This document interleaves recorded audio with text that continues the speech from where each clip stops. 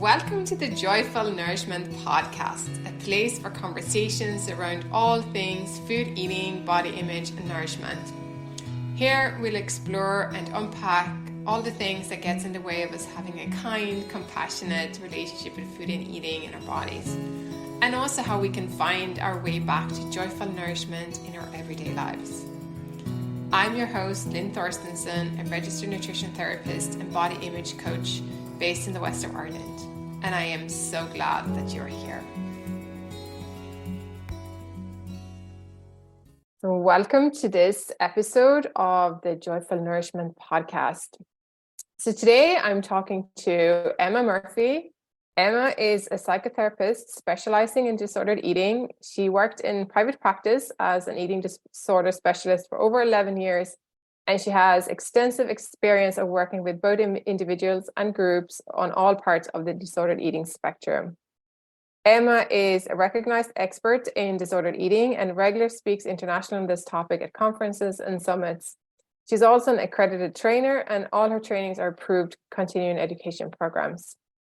Since 2017, Emma and her team has been training other health professionals in person and online in her evidence-based program for binge eating disorder, Eating Freely. And there is now a network of Eating Freely practitioners throughout Ireland, the UK, the USA, and also as far afield as South Africa and Singapore. So binge eating disorder is one of the least well-recognized eating disorders. And I actually learned from Emma that it was only brought into the DSM-5 in 2013, which actually is just about 10 years ago, which is so recent, right? But binge eating disorder is by far the most prevalent eating disorder. Emma has made it her mission to raise awareness of the spectrum of emotional eating and binge eating disorder among both professionals and the public. So the almost 1 in 5 adults who struggle with BED can access the specialist support they deserve and need to overcome this difficult and often long-standing issue. In 2023, Emma was accredited as a global thought leader in trauma-informed healthcare by the All Ireland Business Foundation. She is a really passionate advocate for the integration of psychological support with mainstream medicine and actively campaigns for medical practitioners and others working in obesity-related healthcare to be trained in and understand the impact of trauma in unhelpful and unhealthy relationships with food. So she is a BA Honours Psychologist. She's a postgraduate diploma in counselling psychotherapist. She's a PTEC trainer, HCC approved group facilitator, eating disorder specialist, and psychotherapist. Thank you, Emma. That was a very long introduction, but I know you have been around quite a while, so fair play to all your accolades and accreditations to date. But it's great to have you here. And I suppose for full disclosure, I should also mention that I am one of Emma's trainers on her Eating Freely professional training programs. So this is our connection at the moment anyway. So Emma, I like to start these conversations with my guests because I'm a curious person and I always want to know like what brings people to this work. And when I say this work, working with people around their relationship with food, eating and their bodies. So would you like to share a little bit about your background, your story, and kind of how you get all the way through this very long introduction that I've just brought? Yeah, so thanks for having me, first of all, Lynn. I do appreciate it. And I suppose, so I've just turned 55. I turned 55 last month. And on the day after my 30th birthday, I was having something of a crisis, an existential crisis, my 30th birthday coming up. A bit of a what am I doing with my life sort of moment. I was working in small business development in the Chambers of Commerce at the time, but I was also volunteering at the Rape Crisis Centre, and I'd done about a year with the Rape Crisis Centre at that time. So dealing with, a lot of people, victims of sexual assault, sexual trauma, as a volunteer. And I also, having left school in the 80s in Ireland, I was unusual in that as a female, I went to university. And that wasn't, terribly common back then. Like, we were still being encouraged to go and be teachers and secretaries and guards, but like at university. So to go and do university course was, you know, it's still like it was a bit of a big deal. But I didn't enjoy university first time around. I dropped out after a year, so I never completed my degree. And that didn't matter in my 20s, but it was becoming more important to have a qualification, to have gone to college and have a qualification, you know, in the workforce. And so I was looking at all these business development courses and commerce and, you know, all sorts of economics and these kind of things, because I was in small business development in the chambers of commerce. But like, I hate that stuff. Excuse me for a moment. So even though I was kind of thinking, oh, you know, I need to do something, I really didn't know what I wanted to do. And then I suppose it was because I was working with the Rape Crisis Centre, I thought, like, I really enjoy this. I really enjoy helping people. I really enjoy being, even though it was fairly traumatic work. I could only imagine. And I was actually curious, I just interject, like, what sort of support did you get as a volunteers doing I have to say, all credit to the Rape Crisis Centre. They're absolutely fantastic. You know, and they really do give their volunteers a huge amount of support, far more than a lot of other organisations do. I will say that. So we were very, very well supported. But I was going to meet victims of sexual assault in the sexual assault treatment unit in the Rotunda Hospital. Like, I was meeting somebody in the hours after this, you know, incident had happened to them. Okay.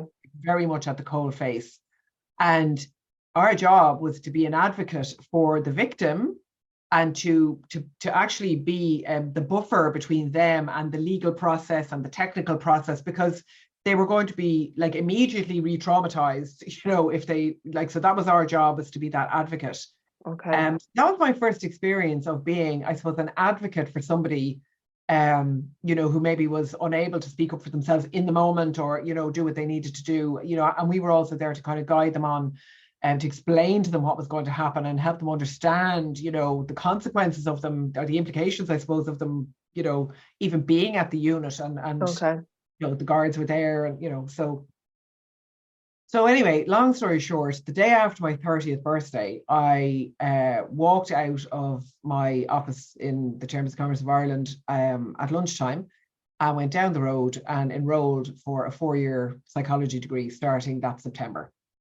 And I had no idea how I was going to pay for it, how I was going to do it, how I was going to work. Like, it was like really a calling, you know, and I went off and I just trusted that I was doing the right thing, and, you know, the universe would make it happen. And it did. So I'm not going to go into the, you know, the gory details of my 3 jobs and renting out my apartment, moving back in with my parents and having to sell my car and buy a moped. And I did all of that. But, I immediately was drawn to the area of disordered eating, studying psychology. And I didn't really know why, because I never struggled with food myself. I was the opposite of somebody who has an eating disorder. Which is really interesting too, because that's quite rare, I think, because a lot of people who work in this field, myself included, have a history of disordered eating or an eating disorder or eating disorder recovery themselves. And that's kind of the way in. So yeah, so you're a unicorn in in the thing. Well, I'd say an outlier. An outlier, yeah. Yeah, I don't have lived experience. I had a friend who had a very bad eating disorder when we were teenagers, and I watched that, you know, like very close quarters. I had worked in the airlines also. I'd worked in the Middle East in the airlines, and there's a lot of disordered eating in the airlines, you know, so it's not that I didn't know it or hadn't seen it, but no personal experience, you know, myself. So didn't really know why I was been drawn to that area, but like very interested, writing essays on it, you know, the whole lot. And as soon as I qualified, so did the 4-year degree in psychology, went on to do my counselling and psychotherapy postgrad. And as soon as I qualified, I began seeing clients with disordered eating. And then I went on and did specialist training in the area myself. And it was years later in supervision with my supervisor, and I was saying, like, I have no idea why I want to work in this area or do this. Like, it's really hard work, and you know, it's difficult, and, you know, it's all trauma based. I didn't realize any of this when I was going into it, you know, and I enjoyed it because I like a challenge. But my supervisor said to me, "You get the clients you need." And I said, well, what do you mean by that? And she said, Emma, you are the clients. Like, this is your personality type. You're an all or nothing perfectionistic high achiever. You know, you're either doing it all right or all wrong. You're highly self-critical. You have a healthy dose of imposter syndrome. You are a people pleaser. You're strangely unassertive. For somebody who's as knobby as the damned, like, you can be very unassertive at times. You know, your boundaries, you overgive, you overfunction. And I'm just sitting there looking at her going, huh? Wow. That is really interesting how even though your own lived experience didn't play out in that particular field, but the personality type that, as we know, and I'd like us to talk a bit more about that, is that of, the things that you just mentioned: perfectionism, overfunction, highly self-critical, imposter, never good enough, all of those things that are really one of the strong contributing factors to people developing an unhealthy or an unhelpful relationship with food. So good mirror of your supervisor there. Yeah, and that, like, it really was that mirroring, and the transference and the counter transference we had, and we talked about all of that and we unpacked all of that. But yeah, so yeah, and the one thing I knew that I was good at was working with the clients, because I got it. I got them. It wasn't it's them. It's how they function and operate in the world, and how do you unpack that and disentangle that and say to them, look, there's a better way. So anything that I was doing for myself, as I learned to move from my head to my heart, as I learned to trust my intuition, as I learned to open up and become more self-compassionate and, take better self-care. And, that's still something I have to work on every day. I still overfunction. I still do all those things, but the thing is, you develop awareness and you catch yourself sooner rather than later. Exactly. But everything that I did for myself, I was able to bring it into the work with the clients, and they really resonated with it and got and benefited from it. So that's where it came from. The Eating Freely program, for all that it's about emotional eating and binge eating disorder, it's actually about breaking down the parts of your functioning system that don't work and rebuilding better strategies for operating in the world. And when you do that, you won't rely on food, and you will nourish instead of punish yourself with food. So that's where it came from. So that's where it came from. And that is very much what the program does, right? It really works on helping us, like, break down those unhelpful habits and patterns into something that's more helpful. And food is really, it can be a symptom of those unhelpful behaviors, right? And that's you often hear that. It's like, it's not about eating disorders. It's disorder eating isn't about the food necessarily. It is a symptom of other things going on. So tell me, Emma, like, this that you discovered with your supervisor around, personality traits that are not always, they can be helpful, but then if they kind of get amplified, they don't tend to be very helpful. And tell me what are those, and what are the ones that you've seen, like, over the years in clinics? And I'm wondering as well, now when you're been training professionals more so in the last few years, do you still see that coming through again in the professionals? Well, Lynn, I don't have to tell you, as one of our trainers, a good 50% of every one of our groups is, people with lived experience. And a lot of practitioners who are drawn to this work have the same personality type. And we see that all the time. Now, the wounded healer phenomenon is alive and well across all areas of, health professions. So, turning to help other people as a way of helping ourselves. But, we do have a lot of practitioners who have lived experience and come into this work because they're passionate about being able to help people sooner rather than later, and help other people avoid having the experience they had, which is often very poor. And it takes people a long time to find the correct help and the special support that they need, because there's such a lack of training and education in the health system around disordered eating. But with regard to the personality type, then you're talking about somebody who is high functioning on a lot of levels. So that perfectionistic, high achieving, all or nothing thinking, they're either doing it all right or all wrong. They do tend to take on inappropriate responsibility. So over functioning, as we mentioned earlier, especially in a family. And I am going to speak to that in a second about the trauma. So, and it's kind of hard to to separate out the nature versus nurture piece of this. How much of this are we born with, and how much of this is embedded in us in an early age because we lived in an environment that meant we had to overfunction. So I'll come back to that in a second, but the other traits that we see is, that highly self-critical inner voice, constantly, you could have done better, you got 95%, why didn't you get 100%, that kind of, the imposter syndrome, it's only a matter of time before they find out who, I don't know what I'm doing. A fear of rejection, fear of appearing weak, fear of being vulnerable, fear of asking for help. Not very emotionally intelligent, and I will say that about myself, very mental and cognitive and in the head. It's all heady, thinking. So, we want to bring people down into their heart and connect their heart and mind. So they would be, and people pleasers, so putting everybody else ahead of ourselves, and again, it's overfunctioning. Yeah. And to speak about the overfunctioning piece, the more I do this work, and the more and I don't think you'll ever stop learning about trauma, but the more I learn about trauma and the more I understand trauma and the more I understand our clients, we are trained in the circumstances that we are reared in to overfunction. So again, I did not have an eating disorder, but did I have trauma in my life? Yes, I did. My mother was nearly killed in a very serious car accident when I was about 8 or 9. And I will say that to this day, I don't remember very much about that time. And I'm talking about a 2-year period. I don't remember very much of that time at all. I was only speaking with one of my own practitioners. I went to a session with somebody only last week, and we were talking about this. And to this day, I still can't remember an awful lot about that time. So when I was training, I didn't even realize that I'd had a trauma. I blocked most of it out. It was just part of my story. My mother had an accident, but my mother couldn't. She was in hospital for 6 weeks. She couldn't walk for 6 months afterwards. She had severe clinical depression for 2 years after that. And I lived in that environment. And had to overfunction, that had to step up and help my dad with my younger brother and sister, and all of that stuff. And this is exactly what our clients go through. And yet I had never joined those dots either, that was, what had happened to me.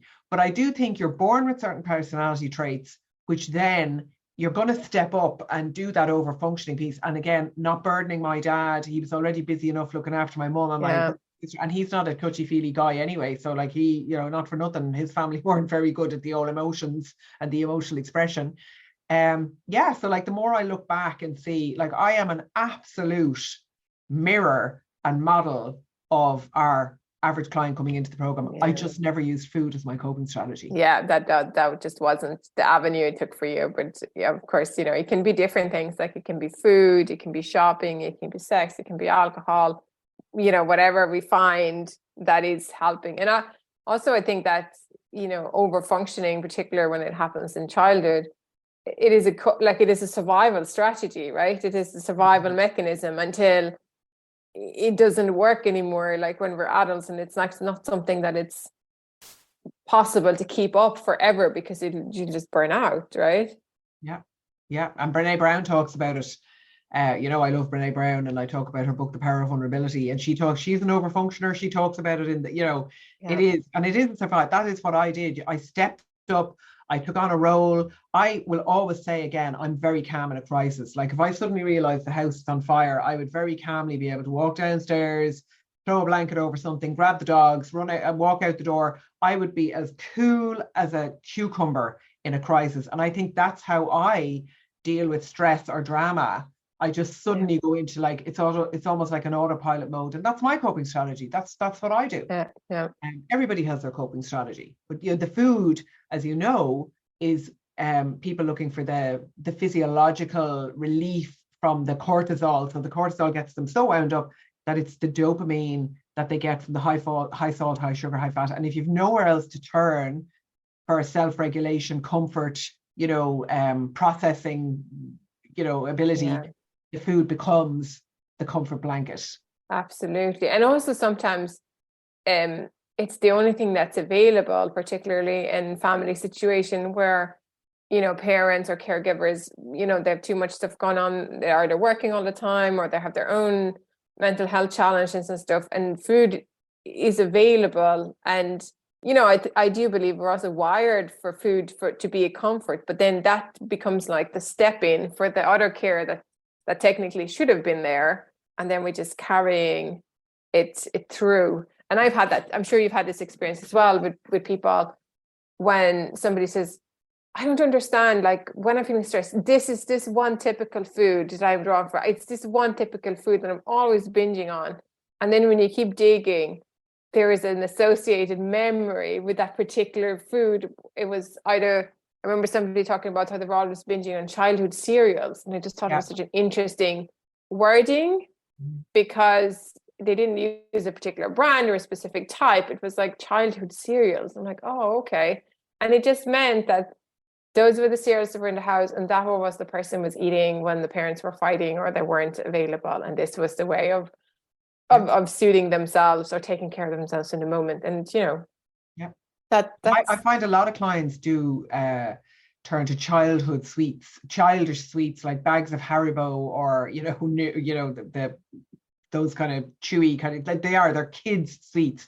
I had one client who used to always binge on sweets locked in the downstairs bathroom in her house, and she was in her 50s, but she was never allowed to have sweets when she was a child, and she used to have to save her pennies and kind of squirrel away pennies from her pocket money until she had enough to go down to the shop and buy herself some sweets. And then the only place that she could eat them where her mother would not find her was locked in the downstairs bathroom. So in her 50s, she was still eating sweets locked in the downstairs bathroom. Yeah, and I think that is like when you help people connect the dots like that, it's so powerful, because there's at the point in the story where it becomes really internalized shame around eating these sweets in the bathroom, but not actually understand the underlying purpose of what need you're trying to meet by doing that, right? Yeah. So I just that's one of the things that I personally love about this work, when you can sort of really see how things are speaking to us through the language of food, or the behaviors we're doing with food that are actually about maybe feeding our heart hunger, or it's not about, sometimes about physical hunger, but sometimes it's not about that. But then we have the diet culture comes in and says, oh, this is all wrong and bad, and of course it can be incredibly distressing as well with binge eating. So I was also curious, and to just circle back to the personalities around this all or nothing thinking. And like, do you want to explain it? Maybe some people are kind of know what it means, but you sometimes call black and white thinking. But like, what does that, like, how would you know if you're kind of stuck in that? So, again, with the food, the way you're going to see it is, the client decides, okay, that's it now. I'm back on my plan. I'm back on my diet. I'm sticking to my whatever calorie number they've got in their mind, and it's, there's a long list of forbidden foods, things they can't eat when they're on the diet. It's all about deprivation and, all of the restriction. And then the first bite of a forbidden food. So the classic example that I always give, and I'm sure you're sick of hearing me give this example in because I talk about it all the time, but like Mary is at work. It's her friend Joan's birthday. They're all in the staff room at 11 o'clock having the tea break. Mary's on her plan again, sticking to her diet. And Joan has brought in a cake for her birthday. And immediately then Mary's in conflict because, Joan's her friend and she'd like to have a slice of cake, but she's, on her diet. So she has to have her rice cake and her green tea in the corner while everybody else is having coffee and chocolate gâteau. And then eventually she'll say, I'm going to have a slice of cake.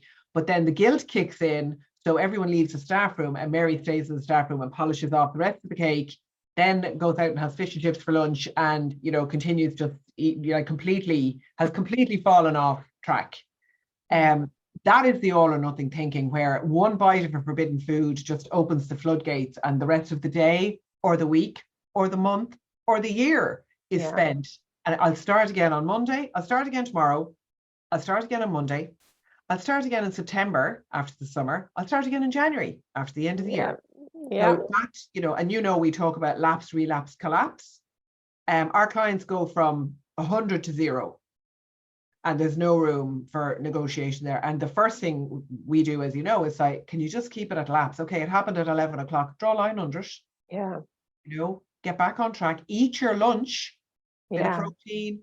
Get your blood sugars balanced again. And you can still have a good day for the rest of the day. That's a lapse that happened, but you can still actually get on track. And this is a revelation to clients. Yeah.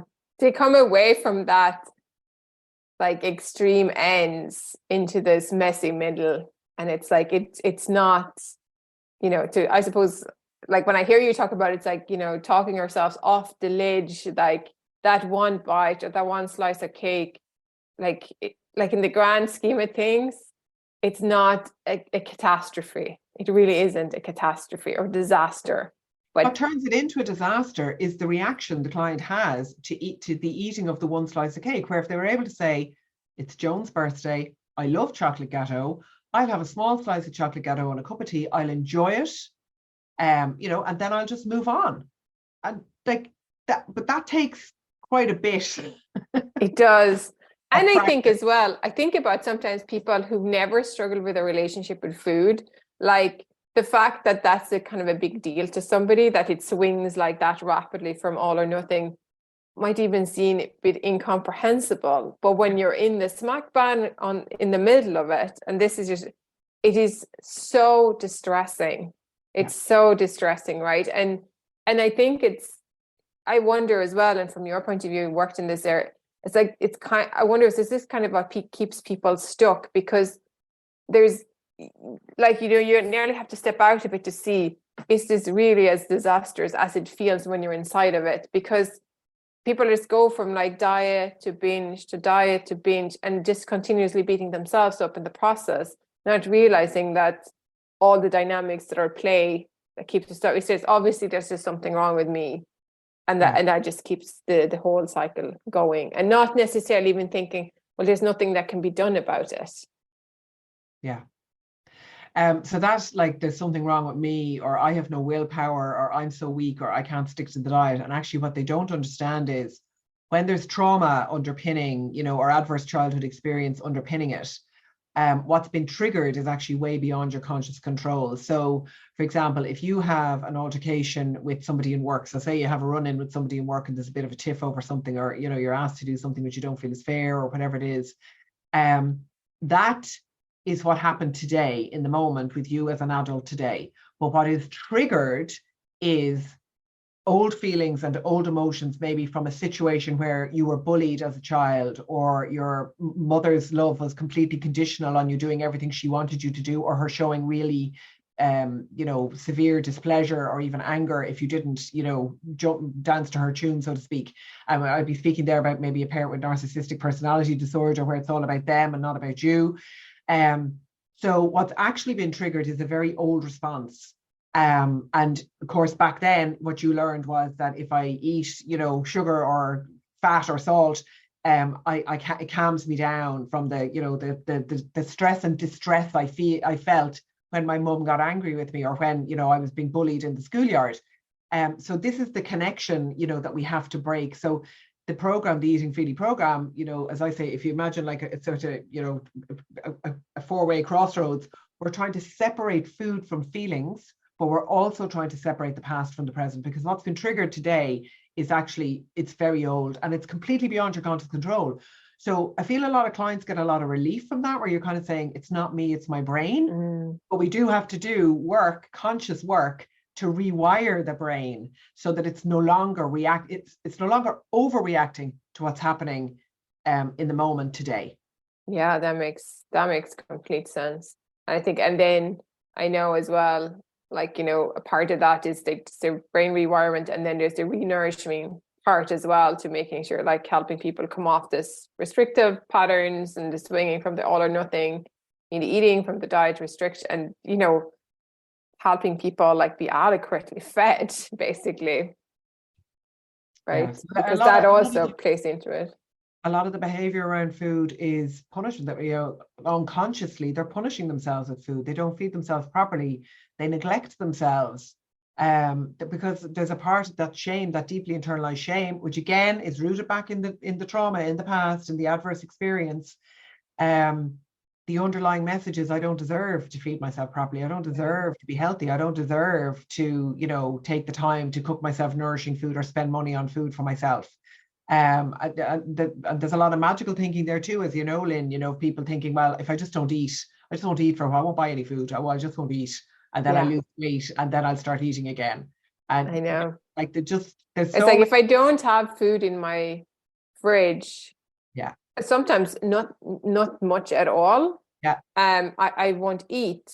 And that's also, I wonder, like, like a kind of a dissociation or disconnection from our physical needs, because how can you eat like well or nourishing and supportive when there's like nothing available to make an actual meal of Yeah. at hand?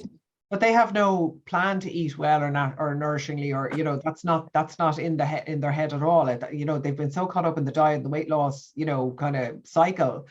Um, the magical thought is I just won't buy food and I won't have it in the house, and then I won't eat it, and then I'll lose the weight, and then I'll start eating again. Yeah. But the brain never remembers that actually I always eventually crack and ring the takeaway or get into the car and drive down to the service station or just raid the freezer and eat whatever's there or whatever it is. Because you're going to get hungry. Yeah, it That's a doesn't work, human basic exactly. need. Yeah, hunger is a basic physiological thing, completely normal as well. Which, I think, yeah, that is something that I've really started observing over the time when I moved into the non-diet space, how much like hunger even is demonized, right? And then that impacts on what you're saying when people are caught in the magical thinking, well, if I don't keep the food in my house, like I won't eat anything and it'll all be fine, and completely forgetting that at some point you're going to get hungry because that's healthy and normal.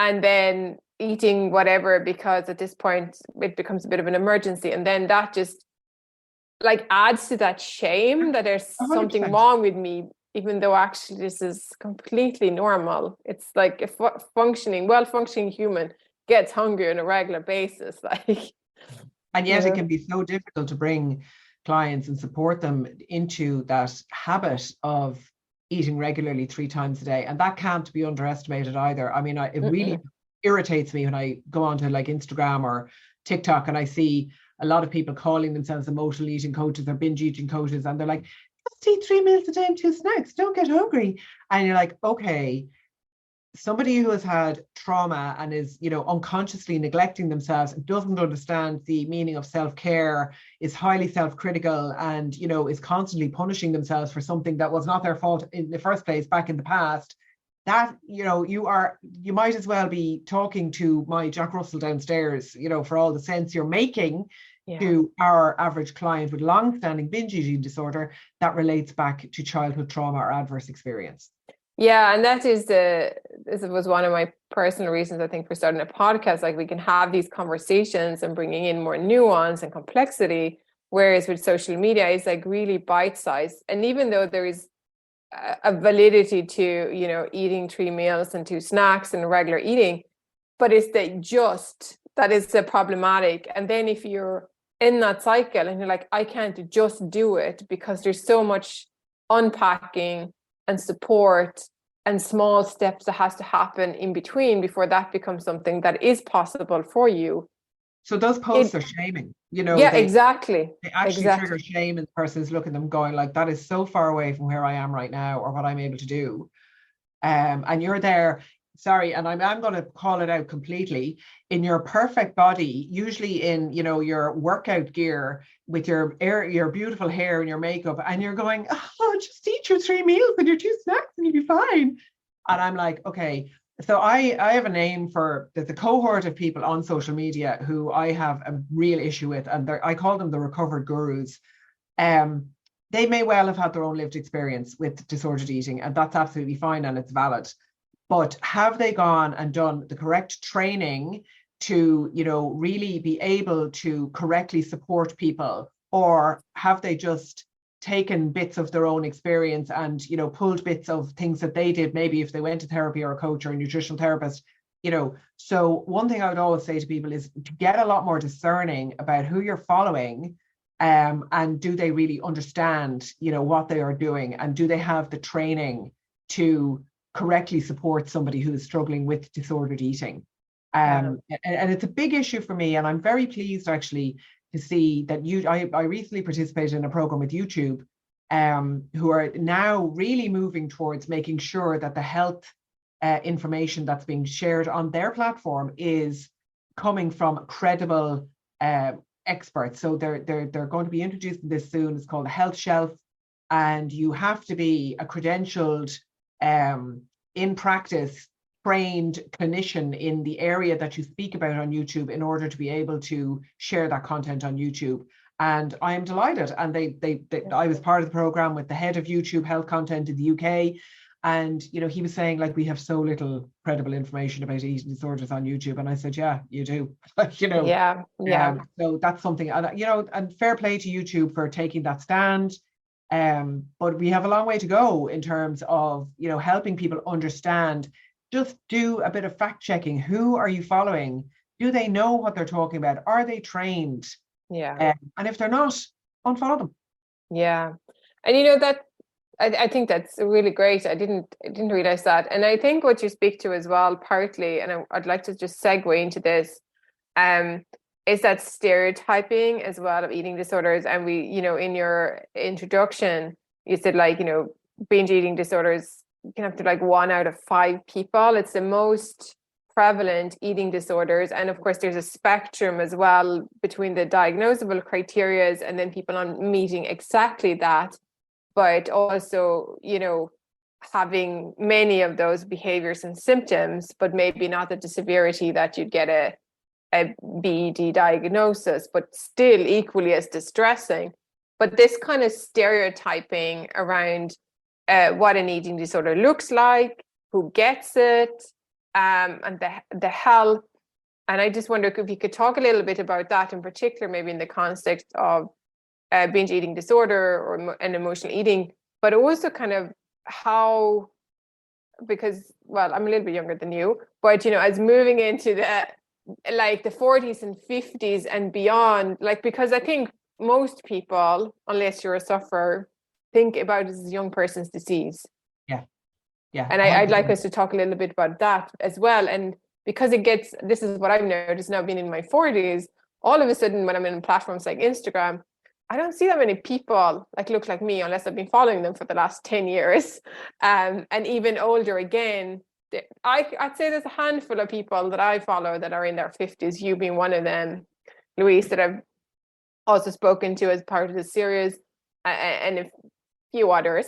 But like, there's not that many, because it's not influencer kind of here. No, well, I mean, I didn't grow up in this era, and I mean, I still don't really understand Instagram or TikTok. I mean, you know, I have somebody who helps me, as you know. I make the videos, and somebody else helps me, you know, put them up there, because I couldn't do it myself. It's so far beyond me. I say my daughter is 17 and a half, and like her phone is surgically attached to her hand, but, you know, beyond me.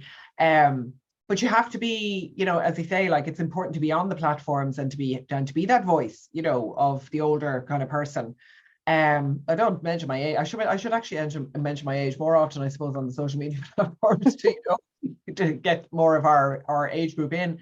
But as you know, I've always said this, you know, and certainly when I was in practice, the average age of our clients is between 35 and 55, and I would say an awful lot of them are between 40 and 60.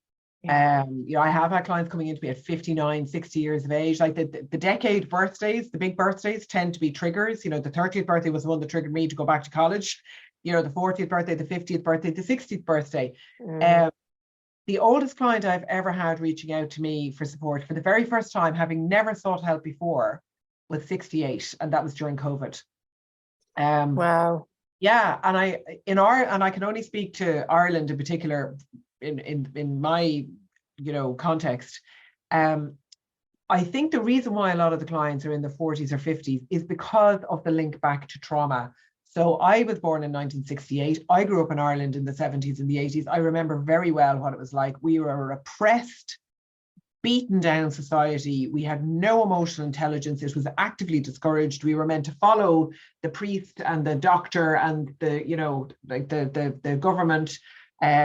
The government and the church were absolutely hand in glove here in Ireland. And the 5 main types of trauma, you know, that people went through that I talk about all the time: alcoholism in the family, depression in the family, diagnosed or undiagnosed mental illness in the family, bereavement and loss. Again, Holy Catholic families, mothers having a baby a year, guaranteed, you know, at least 1 or 2 of the children were going to have, you know, an illness, a disability, or were going to die. So death and bereavement and grief and loss are often, part of the presentation with our clients, our Irish clients. So talking very culturally contextual here. Yeah. And then, of course, physical, mental, emotional, sexual abuse. And we have a charity here in Ireland, 1 in 4, which supports survivors of sexual abuse, because they estimate that, there was a period of time where 1 in 4 children was abused at some point, which is just incredible. So I think the reason why clients are only coming forward in their 40s and 50s here in Ireland is, the dots haven't been joined in terms of that wasn't normal, that was trauma.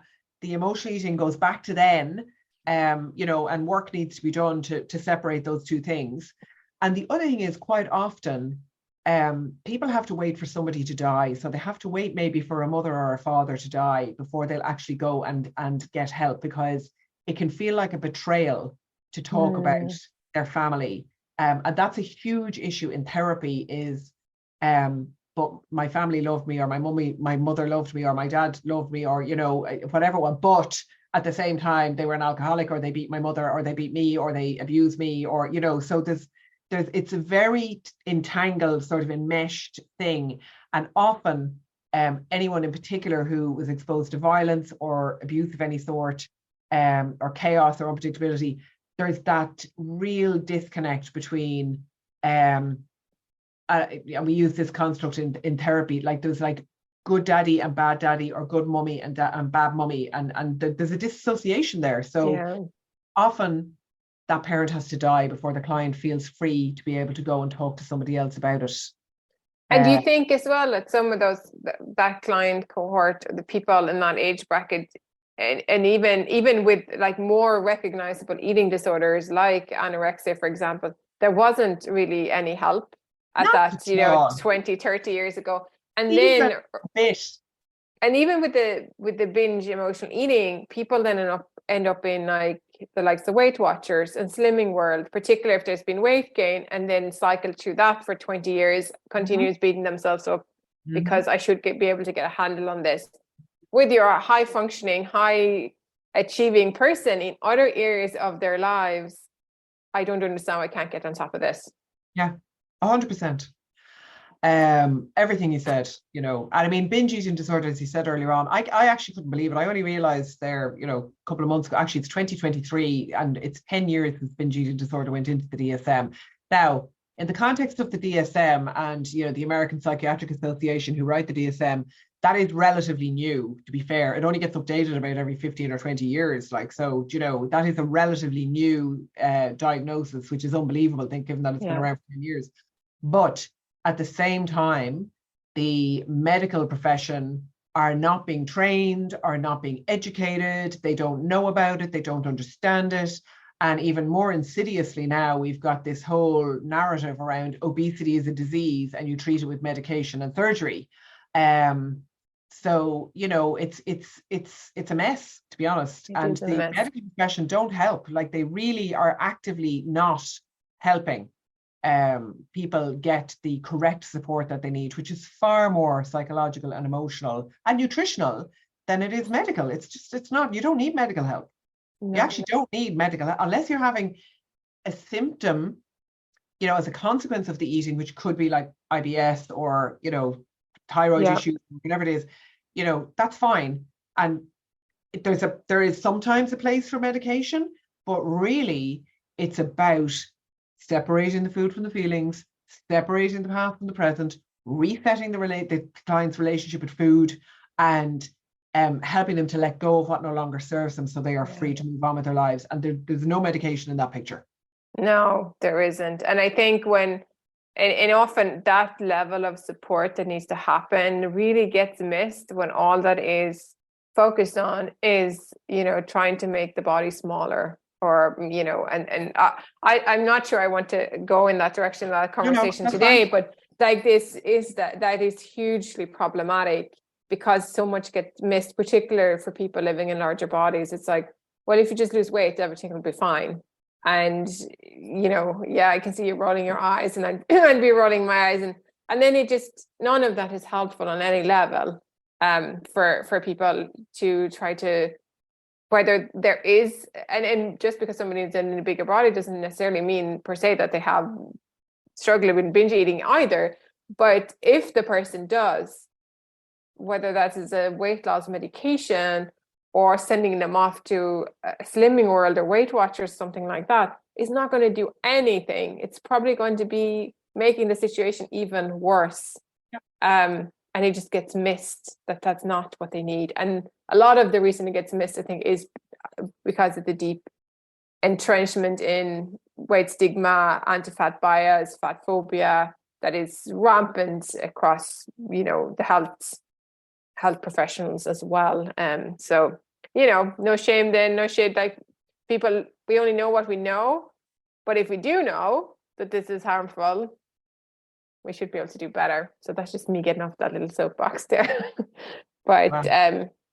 I think that that is important. So really, thank for bringing that up, and like, I suppose really helping people understand that there is help and support, there is hope, but going down the sort of continuing on the cycle of trying to fix the body is actually not where the problem or the challenges lies, and that it's never going to get us out of that challenges with our relationship with food and eating. No. So Emma, I suppose, is there something that you like from this conversation that we've had today, before I ask my final question, that you think would be really helpful for the listeners if they find themselves like identifying with the all or nothing thinking or binge emotional eating? Was there one or two things that you would kind of like to part with, some part of your wisdom, a tool or a practice that would be really helpful for people to move them forward in creating a better relationship with food and eating? Yeah, this is, and Brene Brown refers to this as well, like tips and tricks, and people like tips and tricks, like he gave us a top tip. Honestly, I'm going to be really truthful and say, get help, like reach out and ask for help from somebody who knows what they're doing. We have a network of professionals, as you know, Lynn, you are a professional, I'm a professional, and we have a network of professionals who actually know what they're doing and can help. And, we've tried to make our help as accessible as possible, as anything from, the card deck and ebook right up to, working one-to-one with somebody for 6 months. So reach out. And if you've been really struggling with this for many, many years, there is no quick fix. And, there's no top tip I can give you that's going to help. Get professional help and get yourself sorted sooner rather than later. And, you will thank yourself 1,000 times over after you've done it. But, it's very difficult for our client group, because that idea of spending money on yet another thing that isn't going to work, that's their pattern, and that's what they've seen, because they've been looking for the help in the wrong place. But if you take the chance, invest the time and money in yourself, and it's more about the time and you like doing the work. It's not really about the money. It's just do the work, and it's an inside out job. You have to get your mind and your heart connected and operating from a completely different position. So we talk about operating from a frequency of love instead of fear. Everything that people who are locked in that cycle are doing is driven by fear. It's fear of being found out, it's fear of being inadequate, it's fear of being judged, it's fear of failing, it's fear of never finding love, it's fear. And actually, the real key is being able to love yourself enough to choose to take better care of yourself consciously every single day. And that, you can take that as a soundbite, but oh my God, like there's work to be done to get to that place. That is not easy. That is not an Instagram meme or a GIF. That's just going and doing the work with somebody who can guide you expertly through that process and bring you out the other side with a completely different relationship with food, your body, and yourself. Yeah, thank you for that. I would agree, like wholeheartedly, of course. And I think it's nice to bring up that what you're bringing up, actually, that the greatest tip is actually do get support if you can, if it is available in any form, as in if it is accessible, and just do that. And also realizing that this works takes time. There isn't any shortcuts.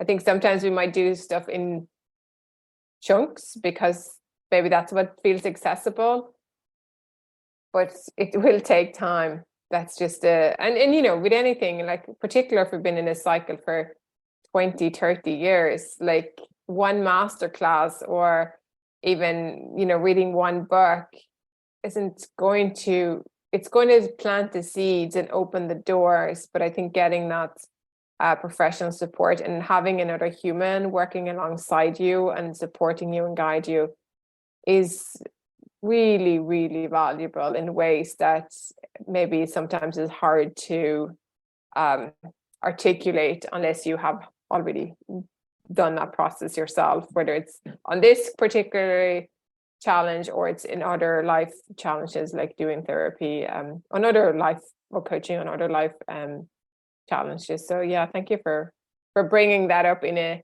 age where I think we're often looking for like short tips and tricks. Can I just do this? You know, even working for something that's as fundamental for this work as self-compassion, it's an ongoing practice. It's not like a one and done, you know. And this day I struggle with it. Like, you know, it's not my default. It's not my default. It's a practice, and it's a practice as well. It's not just something you learn, it's something you have to continuously doing. So I would like for us to close with my question that I ask my guests, because this podcast is called Joyful Nourishment. And I would like to ask you, Emma, what does joyful nourishment mean to you? So for me, I get a lot of my joy and peace of mind from being by the sea. So that is something that I try and do every day. If I can, I'm very lucky to live by the sea here, and we bring the dogs for a walk, you know, certainly 5 days out of 7, we bring them for a walk along, you know, the marina and the sea, you know, and that just, the sea is such a powerful connection for me. I don't know why. I must have had a past life in Atlantis. That's what I always say. Or I was a dolphin in a previous life, one or the other. But I absolutely love being by the sea. So just put me on a beach, put me by the sea, and immediately that just, you know, it literally feeds my soul. Like, that's just, I can't even explain it. And my dream would be to live literally in a house where I'm looking out at the sea, but I know that actually I'd get nothing done, because I could actually sit and look at the sea for hours and just, I'd never get bored of it. So that's certainly something for me, is spending time by the sea. And I'm so lucky that I get to do it very regularly here.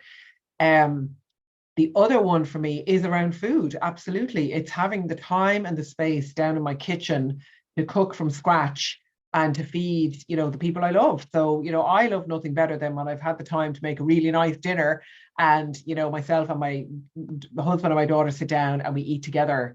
And they really enjoy the food, and I really enjoy the fact that I made that food for them. That is something that really, again, it feeds my soul. If there's nothing, and I can be a very neglectful wife and mother at times. I am that perfectionistic, high achieving person. I spend far more time up in this attic working than I should. You know, I can't claim to have my work-life balance right, because I don't. I know that I work more than I should and don't spend enough time with my family. But when I do, food is my priority, and feeding everybody properly. And that's one thing that I prioritize, and that brings me joy. Yeah, that feels joyful too. Thank you. I just love hearing people's answer to that question, because it can go all over. And for me, it's like reminding ourselves that food is part of that joyful nourishment, and we can get there through our recovery process, but also that joyful nourishment can extend so much further beyond just food itself. So thank you for sharing that. So a few final words, Emma. If people want to look you up, say they're a professional, they want to do the training, if the listener is somebody who is like, I'd like to get some help with my relationship with food, where can they find a practitioner? You did briefly mention your cards. Where can people find out more about those? Great. So first of all, I do try and make stuff available, obviously free. So if you're following me on Instagram, or if you follow me on YouTube, I release 2 videos a week, and they're designed to really help, be very practical and focused, either for practitioners or clients, to kind of get the help that they need. So we do try and make a lot of stuff available, you know, without any obligation or charge. The cards, the 4 energies of emotional eating, that is the card deck that I developed last year. That is basically our Eating Freely program in a box.